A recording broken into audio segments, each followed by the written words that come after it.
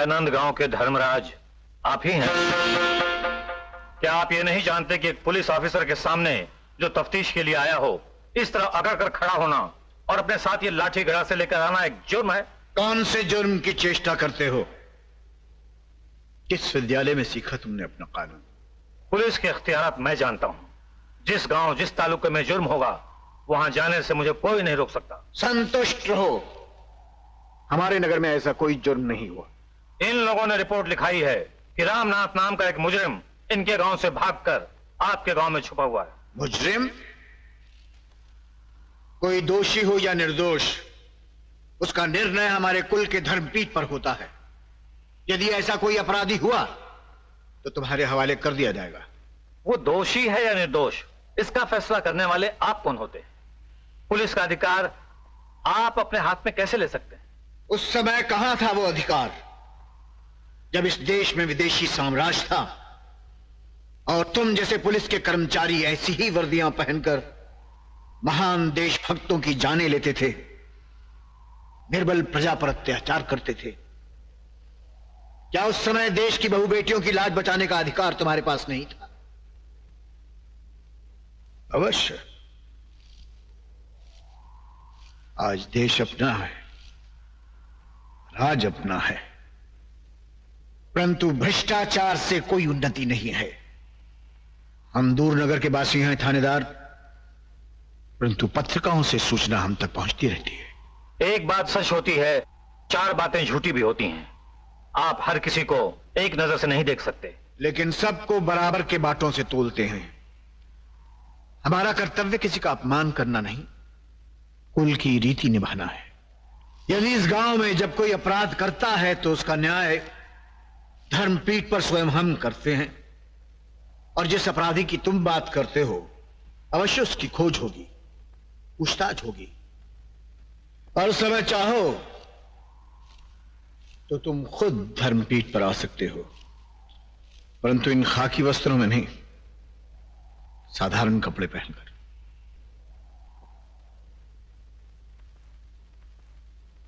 और मैं वर्दी में आऊं तो इस माटी पर खून बहेगा थानेदार, और नंदगांव की धरती फिर से रणभूमि बन जाएगी।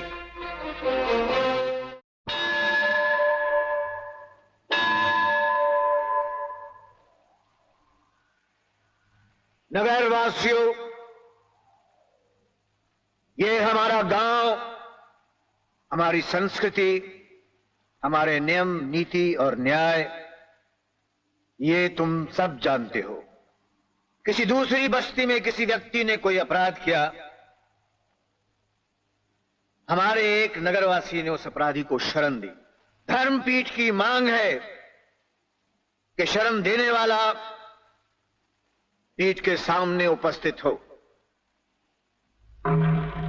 साक्षी हो तुम सब कि पीठ पर गड़ी हुई इस तलवार ने आज तक किसी निर्दोष का लहू नहीं चखा, परंतु वो मनुष्य दोषित ठहरेगा जो पीठ की आवाज का उत्तर नहीं देगा। ये है मेरी चेतावनी। श्रीमान धर्मराज जी, मैंने अपराधी को अपने घर में आसरा दिया था, कुंडली खराब। कहां है वो?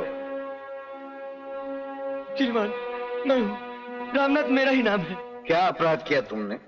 मेरे बाल बच्चे भूखे मर रहे थे, मुझे कोई पूजा का काम धंधा भी नहीं देता था और कोई चारा नहीं था, इसलिए मैंने मांस बेचने की दुकान खोल ली।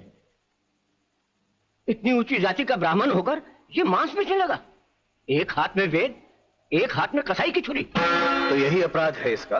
केवल यही नहीं, जब हमारे जाति के आदमी ने इसे समझाया बुझाया तो इसने उसको घायल कर दिया। नहीं श्रीमान नहीं, मैंने जानबूझकर उस पर वार नहीं किया। ये सब लोग मेरे पीछे पड़ गए, मुझे धमकियां देने लगे, मारपीट पर उतर आए कि मैं अधर्मी हूँ। ब्राह्मण जाति में पैदा होकर मैं नीच धंधे में क्यों पड़ गया? पंडित जी, बस यही बात है? श्रीमान जी, ये कोई छोटी सी बात है, महापाप है, महापाप। पंडित जी, तुम तो वेदों के उपासक हो। 4 वेद, महाभारत उपनिषद पुराणों का पूरा अभ्यास है तुम्हें, फिर इतने महान ज्ञानी होकर तुम अपनी आत्मा से छल क्यों करते हो? कब तक ये पुरानी जात पात की लकीर को तुम लोग पीटते चले जाओगे? क्या तुम लोगों को यह कभी विचार नहीं आया कि ये चारों ओर फैली हुई धरती, इस पर रहने वाले लोगों की केवल एक ही जात है, मनुष्य जात। जिस जाति पर तुमको इतना अभिमान है, उस जाति ने क्या इसके या इसके परिवार के भोजन का कोई साधन किया? इसे किसी काम धंधे पे लगाया या इसके बालकों की भूख का कोई उपाय किया ताकि ये कुछ खा पी लें और इनके पेट की अग्नि शांत हो? बिना कारण ये कब तक तुम जात पात के पुराने गुंजल बुनते चले जाओगे? अगर तुम में दया दृष्टि है पंडित, तो इस निर्धन की निंदा नहीं करोगे, इसको रास्ता दिखाओगे, इसकी सहायता करोगे। धर्मराज जी, हमें क्षमा कर दीजिए। आपने हमारी आंखों का अंधकार दूर कर दिया, हम अपनी मूर्खता जान गए। आज से हम इसकी गरीबी बांटेंगे। रामनाथ, आओ हमारे साथ। तुम हमारी जाति से बाहर नहीं, तुम्हारी पीड़ा हमारी पीड़ा है। अति सुंदर, अति सुंदर। धर्मराज जी, आप जैसा बुद्धिमान कौन है? क्या न्याय है? जय हो, जय हो। चुप रहो शास्त्री। बिना सोचे समझे कि रामनाथ का अपराध क्या है, तुमने उसे अपने घर में शरण दी और पुलिस हमारे गांव की सीमा तक आई। ये तुम्हारा अपराध है। इस कारण 1 सप्ताह के लिए शास्त्री का मंदिर में प्रवेश बंद। श्रीमान, ये तो बड़ा कड़ा दंड है, कुंडली खराब, कड़ा दंड है श्रीमान।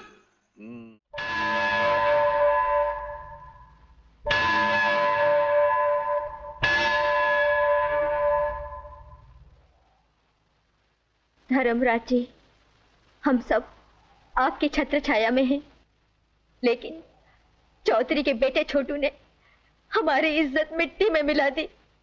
बहाने से मेरी बहन सुधा को शमशान भूमि में बुलाया, इसको डराया, धमकाया, इसकी इज्जत लूटनी चाहिए, और ये इतनी सहम गई कि इसकी जबान चली गई। अब तो ये अपने मुंह से बोल भी नहीं सकती। न्याय आपके हाथ में है। जी, तुम पर जो दोष लगाया गया है उसका उत्तर है तुम्हारे पास? श्रीमान, मेरा कोई दोष नहीं है। वो तलवार देखी है तुमने? उसने उन विदेशी पशुओं की गर्दनें उड़ाई हैं जिन्होंने इस नगर की स्त्रियों की लाज लूटी, और यदि इस नगर के किसी प्राणी ने भी वही पाप किया तो यह तलवार अपने स्थान से उछलकर उस चंडाल के रक्त से स्नान करेगी। चौधरी, यदि तुम्हारे बेटे ने अपराध मान लिया तो? धर्मराज जी, चौधरी खानदान की इज्जत और हैसियत को तो आप जानते ही हैं। ये चाहे तो आधा गांव खरीद सकते हैं। धर्मपीठ की तलवार धन दौलत नहीं देखती, केवल काट जानती है। श्रीमान, मेरा छोटू अपराधी नहीं। ये लड़की प्रिया और आपका छोटा भाई प्रकाश हमसे बैर रखते हैं, हमें बदनाम करना चाहते हैं। ये गांव के लोग मौजूद हैं, इन्हीं से पूछिए कि मेरे छोटू का चरित्र क्या है, उसका चाल चलन क्या है। कुछ दिन की बात है, दूसरे गांव की औरतें बस में तीर्थ यात्रा के लिए जा रही थीं।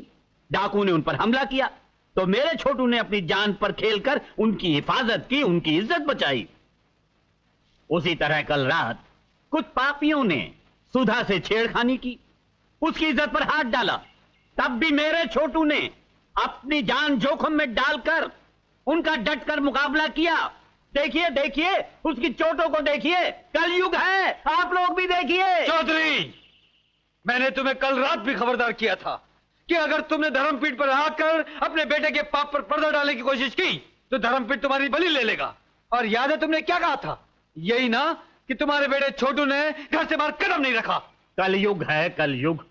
सत्यवादी धर्मराज का भाई और इतना बड़ा झूठ। कब आए थे तुम मेरे घर? कब तुमने कहा था कि छोटू ने कोई पाप किया है? धर्मराज जी, जिस परम परमात्मा ने यह जगत नाटक रचाया है, उस नाटक का एक पात्र मैं भी हूं, जिसकी रक्षा आपको करनी है, आपको। सुधा,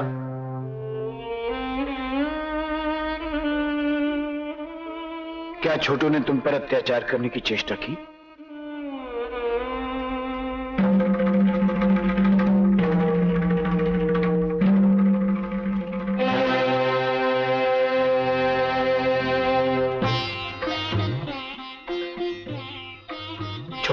अपराध किया? सत्य को निर्भय होकर मान लो तो प्राण बच जाएंगे। बताओ, तुमने सुधा की लाज पर अत्याचार किया? मैंने कुछ नहीं किया। सत्य और झूठ का निर्णय करने के लिए गणेश जी की जो मूर्ति तुमने अपने गले में लटका रखी है, उसको हाथ में लेकर सौगंध खाओ।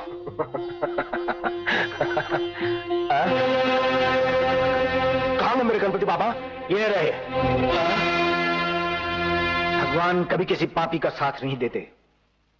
जब तुमने सुधा पर अत्याचार किया तो वो तुम्हारे गले से निकलकर इस अबला के हाथ में आ गए और इतनी दूर धर्मपीठ तक चलकर एक निर्दोष कन्या का साक्षी बनकर आए हैं।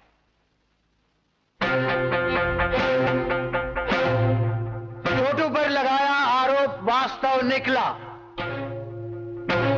यदि किसी कुंवारी कन्या के शरीर पर एक पापी के हाथ का स्पर्श हो तो कौन उस कन्या से संबंध जोड़ेगा? उस अभागिन का सारा जीवन व्यर्थ हो जाएगा। इस कारण छोटू को सुधा से विवाह करके उसे अपनी अर्धांगिनी बनाना होगा। यदि वो ऐसा नहीं करेगा तो सदा के लिए सारे चौधरी परिवार को यह नगर छोड़ देना होगा। धर्मराज, ये अन्याय है, घोर अन्याय। मेरे निर्णय का पालन न किया गया तो फिर धर्मपीठ पर गड़ी हुई इस तलवार को अपना कर्तव्य निभाना होगा। अरे क्या खाक फैसला किया है? कलयुग है और तुम लोग भी मुंह लटकाए खड़े रहे। फिर क्या टांग उठा के खड़े रहते? कपूत आपका बेटा है। धर्मराज जी ने सत्य का पक्ष लिया है। इतने बड़े अपराध की इतनी छोटी सजा चौधरी। पुलिस कचहरी तक बात पहुंचती तो छोटू हवालात के अंदर होता। जेल के बदले बहू मिल गई चौधरी जी, मुबारक हो मुबारक। मैं बैंड बाजा लाता हूँ। नहीं तो तेरा बाजा बजा दूंगा। छोटू चलो।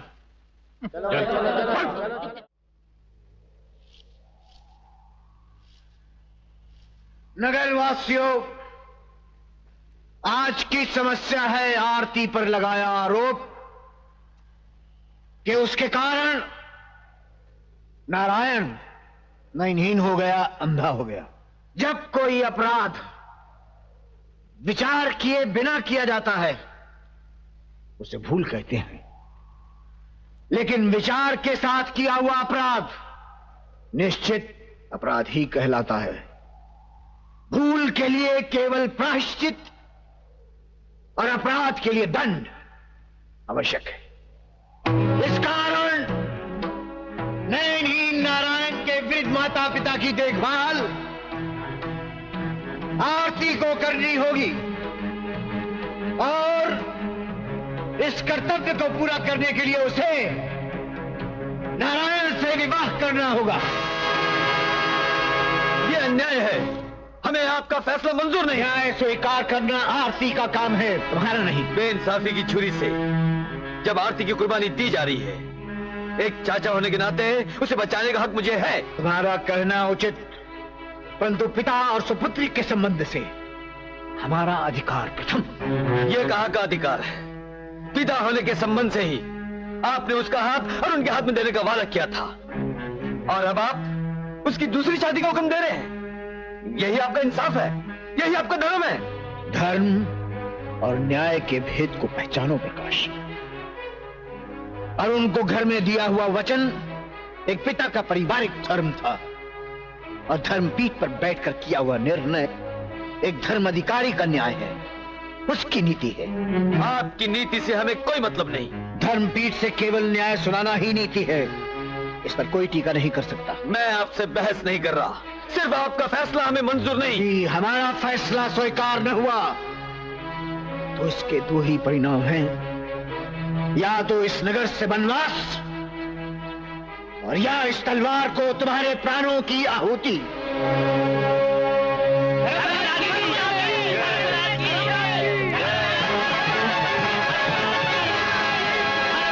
बंद करो ये झूठी नारेबाजी। मैं अच्छी तरह जानता हूँ तुम तिलकधारियों के दिल कितने काले हैं। तुम मेरे भाई की जय जयकार इसलिए कर रहे हो कि उनकी बेटी की शादी एक अंधे आदमी से होने वाली है, लेकिन मेरे जीते जी ऐसा कभी नहीं होगा। वाह वाह वाह, तुम उस वक्त कहाँ थे जब धर्मराज जी ने मेरी शादी जबरदस्ती गूंगी लड़की से ठहरा दी थी? वो सच्चा फैसला था, तुम्हारा कसूर साबित हो चुका था। तो क्या तुम्हारी भतीजी का कसूर साबित नहीं हुआ? बिल्कुल नहीं। अरुण, तुम घर जाओ, आरती को लेकर आओ। मैं अभी और इसी वक्त तुम्हारी शादी कराता हूँ। देखता हूँ कौन माई का लाल मुझे रोकता है। प्रकाश, तुम अपने उस भाई को आंखें दिखा रहे हो जिसके नाम की माला सारा गांव जपता है। अरे उसका अनादर करना भगवान का अनादर करना है। हम कलयुग में ऐसा कभी नहीं होने देंगे। जब मैं अपने भाई के विरुद्ध बोल सकता हूँ तो मुझे तुम्हारी क्या परवाह है। शास्त्री, मंदिर खोलो और शादी की तैयारी शुरू करो। बिल्कुल नहीं करो। जी अभी मेरे शरीर में प्राण बाकी हैं। मैं तो मर के भी ऐसा नहीं कर सकता।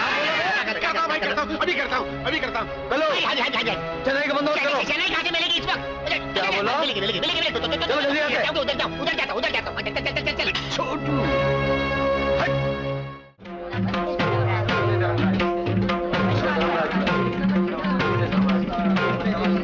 धर्मराज, जहां हो वहीं रुक जाओ।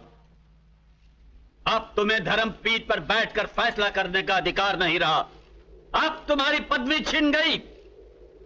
तुम्हारे भाई और तुम्हारी बेटी ने नगर छोड़ने का बहाना किया, बल्कि असल बात यह है कि तुम्हारी पत्नी आए दिन उनसे मिलकर तुम्हारे फैसले को रद्द करती रही। यह घोर कलयुग है, घोर अन्याय है। आज से धर्मपीठ पर मैं बैठूंगा और इन सब का फैसला मैं करूंगा। चौधरी ठहरो। एक अपराधी को इस धर्मपीठ पर बैठने का कोई अधिकार नहीं। तुम्हारे अपराध का भंडा फोड़ने के लिए मैं आई हूँ। मेरा अपराध? हाँ, वो नारायण, तुमने जिसके अंधा होने का कारण मेरी बेटी को ठहराया, वो तुम्हारा रचाया हुआ नाटक था। झूठ, सफेद झूठ। सबूत क्या है तुम्हारे पास? ये रहा सबूत।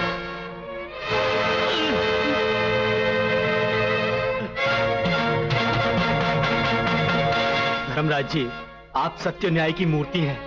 आप धर्मपीठ पर बैठिए, सच और झूठ का फैसला अभी हो जाएगा। धर्मराज जी, इस मूंछों को ताव देने वाले चौधरी ने मुझे भड़काया, डराया, धमकाया, रुपए पैसों का लालच दिया। इसलिए मुझे झूठ मूठ का अंधा बनना पड़ा। जब मेरी दीदी गर्भवती हो गई तो चौधरी नहीं चाहता था कि मेरी दीदी की संतान उसकी वारिस बने, और उसने शास्त्री के साथ मिलकर मेरी दीदी को नदी में धकेल दिया। कलयुग है, कलयुग। अरे तुम लोग सब मिलकर मुझे नीचा दिखाने के लिए ये मनगढ़ंत बातें बना रहे हो। ये सब बातें तुम्हें उस गूंगी लड़की ने बताई हैं। बड़े खुश हो रहे हो कि वो गूंगी हो गई, लेकिन आज वो यहाँ सच बोलने के लिए आएगी। अरे वो गूंगी यहाँ बोलने के लिए आएगी? हाँ, भगवान ने मुझे इसलिए जबान दी है कि मैं आपकी जबान बंद कर सकूं। धर्मराज जी, इन्होंने मुझे और अपने बेटे को शादी के बाद भी पति पत्नी की तरह रहने न दिया, और फिर मेरी हत्या करना चाहिए। अरे ये सब एक ही थैली के चट्टे भट्टे हैं। मेरे और मेरे खानदान के पीछे हाथ धोकर पड़े हुए हैं। पिताजी, हाँ, मैं तो आपके खानदान का हूँ ना। हाँ, मैं कहता हूँ ये सब करतूतें आपने की हैं। आप विलन है, विलन। शर्म नहीं आती? सबके सामने मेरी पगड़ी उछाल रहे हैं। अरे बाहर में गया सब। आप सारी जिंदगी मुझे बुद्धू बनाकर मुझे टिकनी का नाच नचाते रहे। आप क्या बस को लूटने के लिए आपने गुंडेली भेजे थे मेरे मूंछों वाले बाप? छोटू, अरे नारायण को अंधा करने की भी खिचड़ी आपने पकाई थी मेरा बाप। छोटू, मेरी सुधा को नदी में धकेल कर उसकी जान लेने की कोशिश की थी मेरे बाप। छोटू, मर गया छोटू। अब आप ऐसे महापापी को इसके किए की सजा क्यों नहीं देते? इस नगर में ऐसा एक हत्यारा होने से सारा नगर श्मशान भूमि बन जाएगा। अगर आपने इसे नगर छोड़ने का दंड दे दिया तो ये जहां भी जाएगा अत्याचार फैलाएगा।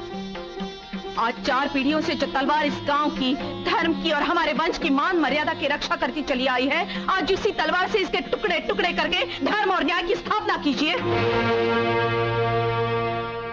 अरे किसके टुकड़े होंगे सावित्री जी? जरा उधर देखिए। वो